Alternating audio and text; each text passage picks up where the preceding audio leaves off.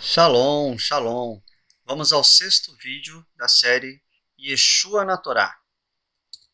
E como nos demais, antes vamos relembrar um tema muito importante. O Mashiach acarretará um retorno à lei da Torá, o Sefer Torá, dominando firmemente qualquer outra crença messiânica, seja ela até mesmo rabínica. Porque muitas vezes, quando lemos esse texto, pensamos somente no lado cristão, quando eles falam a respeito de um Messias que não é alinhado com a vontade do Pai, com a revelação do Pai e tudo que o Pai ensina na sua Santa Palavra, Sagradas Escrituras, conhecida como a Torá. Mas é fato que hoje, nas casas e cadeiras rabínicas espalhadas pelo mundo, nós temos muito também, infelizmente, pensamentos que não estão alinhados à Torá de Moshe e nem ao Mashiach anunciado por essa Torá. Logo, é necessário que a leitura de um pensamento, de uma frase como essa, se aplique aos dois grupos religiosos, sejam eles o grupo dos cristãos ou o grupo dos judeus. Pensando nisso, continuaremos então no tema real da nossa mensagem de hoje, que é Yeshua revelado nos versículos da Torá, dentro do segredo e nível Sod que só o hebraico pode trazer para nós. Por que Adonai colocaria, o Sod de Yeshua dentro das escrituras se não houvesse um motivo, uma correlação ou uma aplicação ou um ensinamento prático, quem sabe em níveis mais profundos, que viesse confirmar aquilo que a gente lê de forma simples. Tudo que o Eterno faz tem propósito, é com o objetivo de edificar a nossa fé, fortalecer o nosso coração naquilo que nós cremos. E o código está hoje neste verso aqui. Pasuk 4 e 5 do capítulo 5 do Sefer Bereshit, ou seja, o livro de Gênesis do capítulo 5, versículo 4 e 5, aqui eu estou usando a versão da editora Sefer, diz assim: E foram os dias de Adão, depois que gerou a Sete, 800 anos, e gerou filhos e filhas. E foram todos os dias que Adão viveu, 930 anos, e morreu. Interessante é que no hebraico nós podemos então encontrar em 22 letrinhas, partindo deste Yud, a codificação do nome de Mashiach. Conta 22 letras, você tem o Shin, depois o Vav, o Ain, formando exatamente Yeshua, que nós já sabemos que é o nosso Messias da casa de Israel, o único Messias. Você pode conferir isso no vídeo Yeshua na Torá, série especial. Ali você vai ter então vários sodes que comprovam que Yeshua não é só a palavra salvação, e sim o nome do Mashiach, o nosso realmente Rei Meller. Pois bem, devemos perguntar por que é mencionado o nome de Sete e não dos outros filhos. A gente sabe pela tradição que Adão teve mais ou menos 33 filhos homens e mais ou menos 23 filhas mulheres. Vejam, são 56 filhos ao todos, em média, mas aqui, neste caso, ele menciona o nome de Sete. Então, tudo na Bíblia tem um propósito, tem um porquê. Tudo está definidamente planejado pelo Altíssimo para que a gente possa extrair não só conhecimento, como correlação e ligação, e cada vez de uma forma mais clara, amplidão a respeito de um único homem que as Escrituras vêm testemunhar do começo ao fim, que é Yeshua, o nosso Messias, o nosso Salvador, o nosso Redentor. Então veja bem, por que Deus menciona o nome de Sete e não dos outros filhos? A Eva, ela vai revelar isso para nós. Ela diz assim, Aqui no verso Passuque 25, olha. Ela deu à luz um filho e chamou o nome Sete, porque disse Ravá: Deus me deu outro filho em lugar de Abel. Veja bem, primogênito Caim mata Abel, não segue Torá, não quer viver o sacerdócio, não está alinhado com uma vida que representa Yeshua, quem ele é, sua obra e ministério. Então o Eterno não se agrada dele como primogênito, pois o primogênito é quem tinha o sacerdócio. Mas ele, em desprezo a isso, magoado porque quis mudar o procedimento que Yeshua viveria e o que faria, ele, em vez de entregar ali um sacrifício agradável ao Eterno, ele faz, em vez de entregar o sacrifício com o animal, porque Yeshua é o nosso cordeiro, inclusive pascual, ele faz um sacrifício que o Eterno rejeita, enquanto Abel faz um sacrifício que o Eterno aceita. Logo, Caim enche-se de ódio, ira, inveja e mata Abel. Então, estaria destruída a genealogia sacerdotal que precisaria continuar até ligar Yeshua. E existir, né, toda uma mensagem condizente com vida, obra e ensinamento do seu ministério, principalmente sacerdotal. Ora, Eva aqui revela claramente que Sete é este que vem em lugar, ele foi colocado, ele foi definido como um filho que o Eterno deu para cumprir este papel. E aí, então, existe uma genealogia de Sete muito maravilhosa. Por quê? Porque ele é o sacerdote em lugar de Abel, e dele descende toda uma genealogia com 10 filhos, e ali, depois disso, se você continuar a genealogia, você chega até Mashiach, o Messias. Então, sem Sete, o Messias não poderia ter vindo para se tornar lá no futuro o nosso sumo sacerdote. Não existiria um rompimento, um impedimento. Mas graças ao Eterno, isso não acontece. Por quê? Porque o Espírito revela a Eva que Sete é colocado então para que possa vir a genealogia sacerdotal e se achegue então até o nome de Yeshua quando ele nasce de fato. Mas nome este que já está revelado aqui no versículo que fala de Sete quando Sete é gerado. Então veja que tem uma ligação direta em que? Na vida de Sete com a vida de Yeshua? Em chamado sacerdotal, em obra, ok? Então por isso eu acredito particularmente que o Eterno codificou o nome de Yeshua aqui, quando ele dá pela primeira vez na Santa Torá o nome do filho que vem para a linhagem sacerdotal, ok? Isso é muito significativo. E olha, que curioso. Todos os detalhes têm inspiração divina e propósitos que vão alinhar de maneira plena significados profundos para entendermos a vida, obra e ministério de Yeshua. Veja só. Aqui, Adão, quando gera Sete, ele tinha 130 anos. E Sete, aos 105 anos, gera filhos, também da linhagem sacerdotal, que vai ligar a Mashiach. Por que a Bíblia escreve a idade exata? Se ele teve tantos filhos, 33 homens e 23 mulheres, por que não dá a data do nascimento de cada um dos filhos, mas a de Sete dá? É lógico que tem um propósito. A gente pode pegar esses números e fazer as contas e extrair sempre algum tipo de revelação que Adonai gostaria de nos passar. Veja que curioso.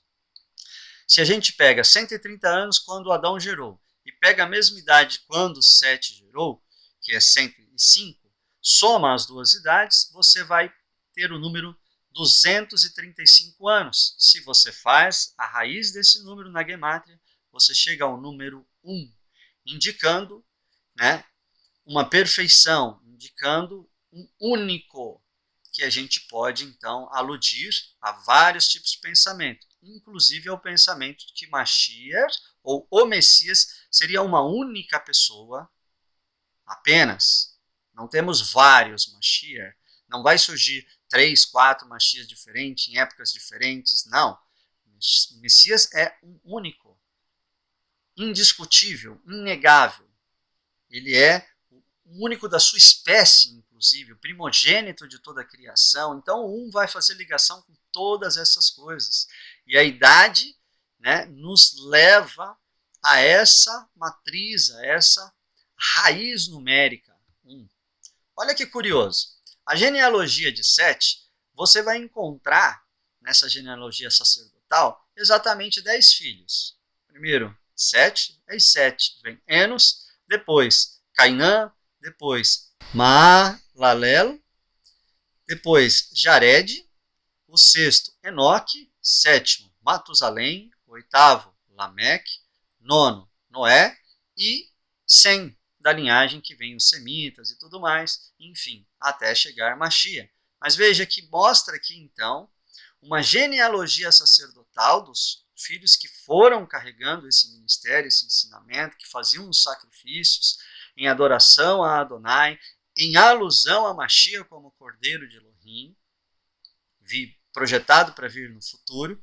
Tem exatamente 10 nós encontramos. Por que o Eterno coloca 10? Não poderia ser uma genealogia de 12 para as 12 tribos de Israel, ou de 13 dos 13 atributos de Adonai? Não, é 10. Por que 10? Porque exatamente vamos encontrar a mesma matriz, o mesmo valor numérico de raiz para essa genealogia, que é 1, apontando um único Mashiach. Isso é muito significativo, porque no judaísmo moderno nós encontramos o pensamento de que todo Israel, de todo o povo é Mashiach. Todo o povo perece pelas causas messiânicas e de redenção da humanidade. Será que isso é o pensamento mais correto a respeito de Mashiach? Esses sodes parecem indicar que não. Vejamos o que mais as escrituras dizem a respeito do assunto.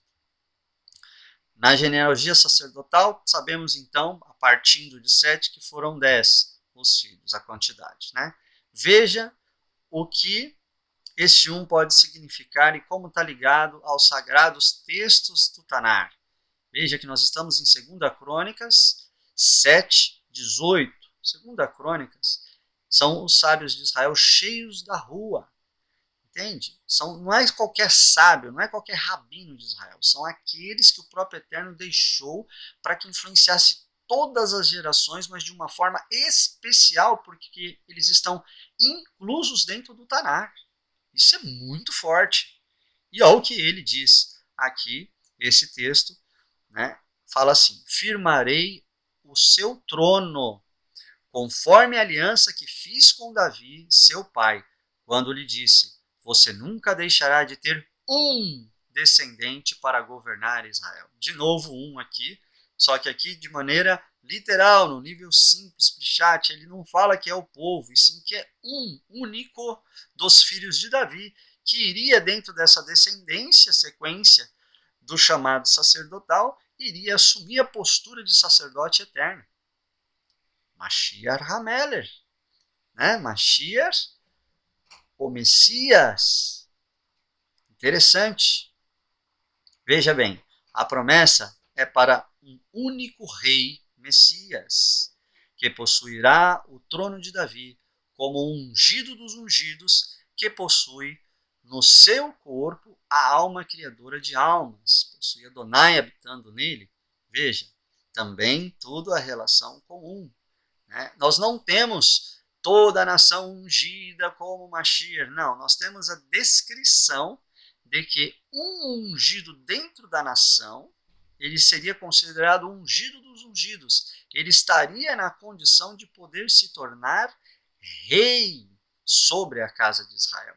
Logo, nós estamos falando de novo de apenas um, e este um é o nome aqui codificado. Nós não temos vários nomes codificados, nós temos um único nome codificado em todos os sodes que nós vimos desta série até agora e nos demais futuramente também. Ok? Então veja só. Assim também as promessas foram feitas a Abraão e ao seu descendente.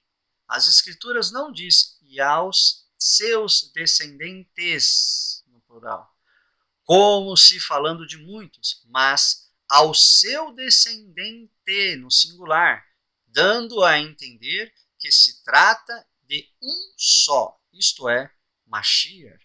Aqui nós temos Rav Shaul, né, falando, então, o rabino fariseu de fariseus, da tribo de Benjamim, falando claramente que o entendimento dele sobre Mashiach é que seria uma única só pessoa. Não é à toa que na linhagem de Sete, que é aquele que vem para deixar o legado de pai para filho, a Torá Shebelp, né, a Torá oral, para poder a Torá oral ser, então, aquilo que vai preservar a cultura de Israel e trazer os conhecimentos profundos da Santa Torá, para não se perder a interpretação da Torá correta, seria Sete ele vem substituir Abel e disse que, na tradição judaica, que no final da vida Adão deu ensinamentos secretos a Sete que vieram a se tornar os conceitos da Cabala atual de hoje. Veja como é muito profundo o porquê de Sete ter toda essa gemátria, porquê de Sete, no verso que traz o nome dele, estar codificado em Yeshua, e quando a gente tem aí um dos talmides de Yeshua, um dos maiores talmides de Yeshua, falando, ele também vem trazendo o mesmo pensamento, né? Que Yeshua é um único, nós não temos vários Mashiachs, temos um só Mashiach, ok? Então podemos concluir nesse vídeo de hoje que Adonai codificou o nome de Yeshua em Gênesis capítulo 5, versículo 4 e 5, para confirmar o Mashiach segundo a ordem de Melquisedeque, com a sua dinastia sacerdotal vinda desde o Éden. Está ligado lá a Sete, lá no comecinho das Escrituras, o nome dele já aparece, lá no começo da dinastia, onde aparentemente a esperança de Israel tinha sido destruída. O inimigo Hassatã havia matado Abel através do próprio Caim, que era o primeiro grande sacerdote que deveria assumir a postura desse chamado. Aparentemente, todo o plano de Hashem destruído, toda a mensagem que traria o grande sacerdócio de Mashiach dentro do santuário, Baruch Hashem, santuário, que é a razão de viver de cada israelita, que é o modelo de vida para nós, que é a plenitude de estudo para a gente saber qual é a vontade do Altíssimo. Tudo aparentemente estaria destruído, mas não está. O Eterno é tão glorioso que quando ele dá aquele que vem no lugar de Caim e de Abel, que é Sete, ele já dá junto com o nome daquele que vem para assumir definitivamente e eternamente essa posição de Mashiach, que é o nome de Yeshua codificado. E Yeshua, ele é revelado como sendo sacerdote segundo a ordem de Melquisedeque, ok? Com essa dinastia sacerdotal ligada desde o Éden através de Sete, até os dias da eternidade, sem perder Israel como o seu reino de sacerdotes. Sim, Israel também são sacerdotes, é nação eleita, povo santo, mas Mashiach é um único Errad. E as revelações da Santa Torá, como sua eterna palavra, vão estar afirmando isso e vão estar ligando isso nos códigos e nas suas mensagens em diferentes níveis, mas sempre alinhados, sejam nos segredos quanto na forma Pshat, a forma simples, vem trazendo a mesma revelação de um único Mashiach, nosso Redentor da casa de Israel. Maravilhoso, não? Yeshua na Torá é o que você deve confiar e acreditar sempre, pois é somente o nome dele, deste Mashiach, que você encontrará vasta mensagem com perfeição de alinhamento, tanto dos pensamentos, ensinamentos e exemplos de vida, como em nenhum outro candidato a Mashiach você poderá encontrar. Baruch Hashem. Que o Eterno te abençoe. Shalom, shalom.